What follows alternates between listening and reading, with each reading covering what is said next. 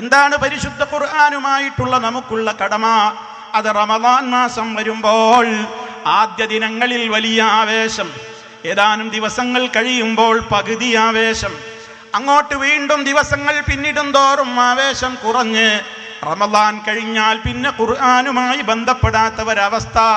ഇങ്ങനെയാണോ വേദഗ്രന്ഥവുമായി നമ്മുടെ ബന്ധമുണ്ടാകേണ്ടത്? വിശുദ്ധ ഖുർആനുമായി 5 നിലക്കുള്ള ബന്ധം നിരന്തരം നിലനിർത്തേണ്ടവരാണ് ഞാനും നിങ്ങളും. ഒന്നാമത്തെ ബന്ധം അതിൻ്റെ തിലാവത്താണ്. രണ്ടാമത്തെ ബന്ധം അതിൻ്റെ ഹിഫ്ളാണ്. മൂന്നാമത്തെ ബന്ധം അത് ശരിക്കും ഗ്രഹിക്കലാണ്, തഫഹുമാണ്, ഫഹ്മാണ്. നാലാമത്തെ കൃത്യമായ നിലക്കുള്ള അതിനോടുള്ള കടമ തദബ്ബുറാണ്. നമ്മൾ ഓതുന്ന, നമ്മൾ മനഃപ്പാഠമാക്കുന്ന, നമ്മൾ ആശയം പഠിക്കുന്ന വചനങ്ങളെ ചിന്തിക്കലാണ് നാലാമത്തത്. അതാണ് തദബ്ബുർ. സർവോപരി 5ാമത്തെ കടമ എന്താണ്?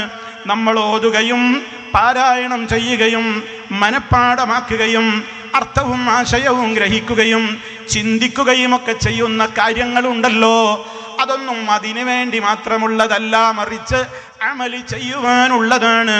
അങ്ങനെ ജീവിതത്തിൻ്റെ മുതൽ സെഡ് വരെ നമ്മുടെ വിശ്വാസ രംഗത്തും ആചാരരംഗത്തും സാമ്പത്തിക രംഗത്തും കുടുംബ ജീവിതത്തിലും കച്ചവട രംഗങ്ങളിലും വിനിമയ മേഖലകളിലും സംസാരങ്ങളിലും എന്നു വേണ്ട ജീവിതത്തിൻ്റെ ഏതേത് മേഖലകളുണ്ടോ അവിടെയെല്ലാം ഈ ഗ്രന്ഥത്തെ നമ്മുടെ ജീവിതത്തിൽ പ്രയോഗവൽക്കരിച്ച് കാണിക്കുക എന്ന മഹത്തായ കടമയും ഉത്തരവാദിത്വവുമാണ് നമുക്കുള്ളത്.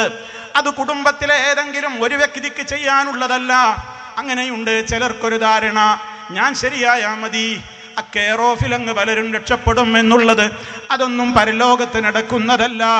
വിശുദ്ധ ഖുർആനുമായിട്ടുള്ള ബന്ധം ഈ 5 നിലക്കും ബന്ധമുണ്ടാകേണ്ടത് കുടുംബനാഥന് മാത്രമല്ല, കുടുംബത്തിലെ മെമ്പർമാർക്ക് മുഴുവനും ആ ബന്ധം നിലനിൽക്കണം.